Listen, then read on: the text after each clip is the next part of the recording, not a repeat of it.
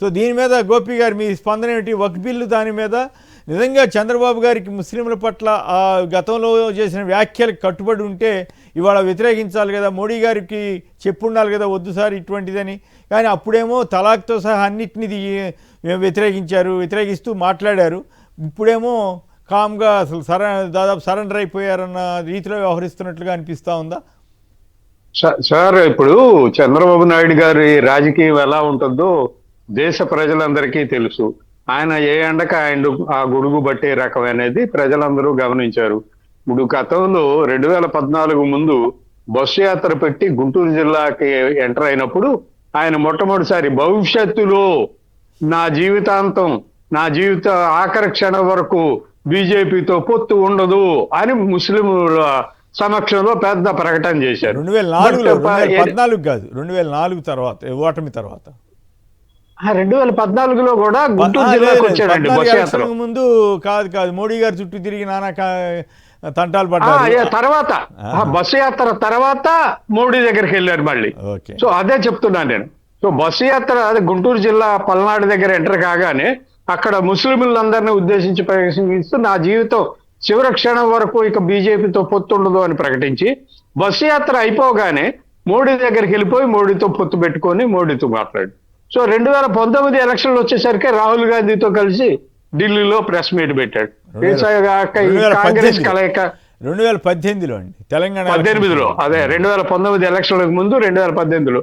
So అట్లా రాజకీయాలు ఉంటాయి.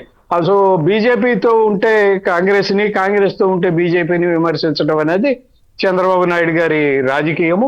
ఆయన రాజకీయానికి అనుగుణంగానే ఈరోజు ముస్లింలు వక్ఫ్ బోర్డు బిల్లు కూడా ఆయన ప్రతిపాదనలు కూడా వాళ్ళు చేసిన సవరణలు కూడా పెద్ద ముస్లింలకు మేలు చేసే ఏమి కావు. కానీ బట్ ఆయన చెప్పుకోవడం, రాజకీయంగా ఆయన చెప్పుకోవడం అట్లా చెప్పుకుంటున్నారు. ఆ చెప్పుకోవడానికి కూడా సరే పార్టీలో ఉండే నాయకులందరూ, పార్లమెంట్ సభ్యులు కూడా.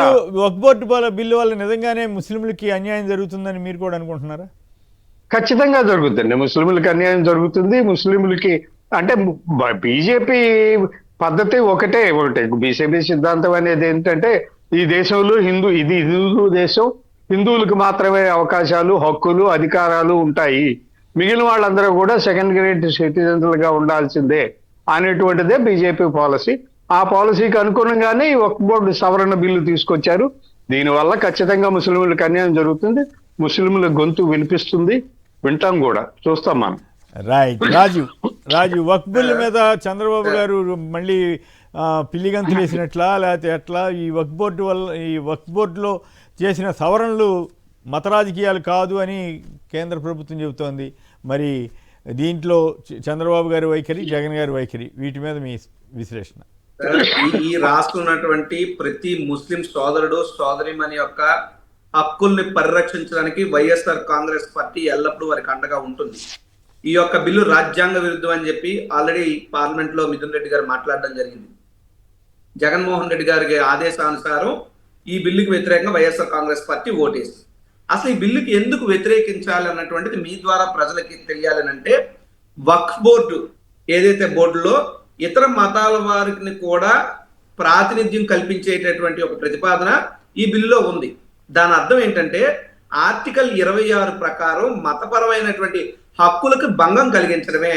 వారు ఏమడుగుతున్నారు ముస్లింలు, మా వక్ఫ్ బోర్డులో మీరు ఇతర మతాల వాళ్ళని వేస్తారు, వెయ్యండి, మరి మీ హిందూ మతాల బోర్డులో కూడా మా ముస్లింలు మీరు వేస్తారా అని ప్రశ్న ముస్లింస్ నుంచి ఉత్పన్నం అవుతున్నప్పుడు దానికి ఈ యొక్క కేంద్ర ప్రభుత్వం ఏ సమాధానం చెప్తుందని చెప్పి మేము ప్రశ్నిస్తున్నాం. ఒకటి. రెండు, వక్ఫ్ బోర్డుకి సంబంధించి వక్ఫ్ బోర్డు ఆస్తుల వ్యవహారంలో డేటాబేస్ అంటే ఇది వక్ఫ్ బోర్డు ఆస్తి అని చెప్పి డేటాబేస్ కనుక అది అప్డేట్ అవ్వకపోతేనట దానికి సంబంధించినటువంటి వివాదాలని కోర్టులో వెళ్ళటానికే లేకుండా ఈ యొక్క బిల్లులో సవరణలో ఒక ప్రతిపాదన.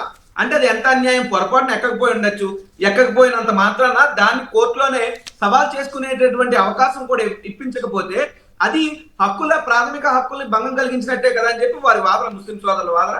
అది వాస్తవం కూడా. దానికి అందుకే మేము ఈ బిల్లును వ్యతిరేకించాం.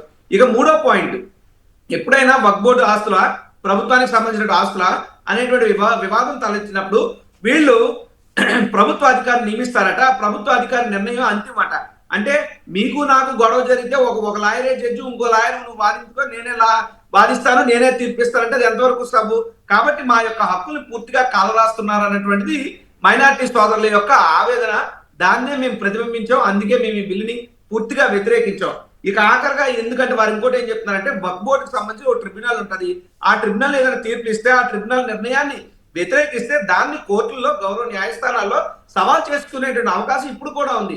మన అవకాశం ఉంటున్నప్పుడు ఎందుకు కొత్తగా వక్ఫ్ బోర్డు బిల్లు ప్రతిపాదనలు అంటూ మళ్ళీ ఎందుకు వచ్చారన్నటువంటిది వారి ప్రశ్న. అయితే ఇక్కడ జగన్మోహన్ రెడ్డి గారు ఎన్నికలు వస్తే ఒక మాట, ఎన్నికలు అయిపోతే ఒక మాట, ఓట్లు కావాలంటే ఒక మాట, సీట్లు కావాలంటే ఒక మాట మాట్లాడే నాయకుడు కాదు. అధికారంలో సోనియా గాంధీ గారు ఉన్నా, అధికారంలో నరేంద్ర మోడీ గారు ఉన్నా, ఈ ఆంధ్రప్రదేశ్ రాష్ట్ర ప్రజల పరిరక్షణ కోసం అనినిత్యం పనిచేసేటటువంటి గొప్ప నాయకుడే జగన్మోహన్ రెడ్డి గారు. ఇక్కడ ఓట్లు చూడలేదు, సీట్లు చూడలేదు. అది ముస్లింల యొక్క ప్రాథమిక హక్కులకి కాలరాస్తున్నారు, దాన్ని వ్యతిరేకించాలని చెప్పి వ్యతిరేకిస్తూ మా యొక్క వాదన వినిపించాం పార్లమెంట్ లో. ఆ బిల్లుకి వ్యతిరేకంగా ఓటేసాం. అది మా నిజాయితీ, అది మా నిబద్ధత. ముస్లింల పట్ల మాకున్నటువంటి బాధ్యతని మేము నెరవేర్చాం సమర్థవంతంగా. అయితే ఇక్కడ చంద్రబాబు నాయుడు గారు అనే వ్యక్తి ముస్లింలను అందితే జుత్తు, లేకపోతే కాళ్ళు పట్టుకుని లాగేసే రకంగా చంద్రబాబు నాయుడు బీజేపీ వ్యతిరేకం అయితే ముస్లింలు అందరూ ఆయనకి మిత్రులు అయిపోతారు. అదే చంద్రబాబు నాయుడు గారు బీజేపీకి మిత్రుడైతే ముస్లింలు అందరూ చంద్రబాబుకి శత్రువులు అయిపోతారు. సిగ్గు లేకుండా నిస్సిగ్గుగా బిల్లుకు ఆమోదం తెలిపి పైపొచ్చి మీరు అన్నట్టు ఏ అక్షరం మార్చమన్నాను, బి అక్షరం మార్చమను, ఏం మార్చమంటే ఎవరికి? నువ్వు బిల్లుకు అనుకూలమా వ్యతిరేకమా? It's single point question. Clear గా ఈ రాష్ట్రంలో ఉన్నటువంటి ప్రతి ముస్లిం సోదరుడు, ప్రతి ముస్లిం సోదరిమని కూడా ఈ యొక్క అంశాన్ని గుర్తు పెట్టుకోవడం కాదు, మీరంతా గుండెల్లో పెట్టుకోవాలని సాక్షి టీవీ ద్వారా నేను వారికి తెలియజేస్తున్నాను. పచ్చి బద్ద ముస్లిం వ్యతిరేకి ఈ రాష్ట్రంలో ఉన్నారంటే అది చంద్రబాబు నాయుడు గారే. మతపరమైనటువంటి రాజకీయాలు చేయడం ద్వారా ఓట్లు కొలగొట్టాలి, లేదంటే నరేంద్ర మోడీ గారి దగ్గర మార్కులు కొట్టేయాలనే లక్ష్యంతో చేస్తున్న తత్వం ఇంకోటి కాదు. మేము కేంద్ర ప్రభుత్వం విధానంగా ఏదైనా మంచి చేస్తే మంచికి మద్దతు ఇస్తాం. అది మాకు వ్యతిరేకం, మా ప్రజలు, మా ప్రాంత, మా రాష్ట్ర ప్రజలు దాన్ని ఒప్పుకోకపోతే దాన్నే మేము పార్లమెంట్ లో ప్రతిబింబిస్తాం. ఇది మా నిజాయితీ తప్ప అధికారంలో ఉన్నా, అధికారంలో లేకపోయినా సరే బీజేపీతో ఏ రోజు అంటకాగలేదు వైఎస్ఆర్ కాంగ్రెస్ పార్టీ అని చెప్పడానికి ఈ రోజు జరిగినటువంటి సంఘటన ఒక ఉదాహరణ అని చెప్పి మీకు తెలియజేస్తున్నాను సార్. రైట్.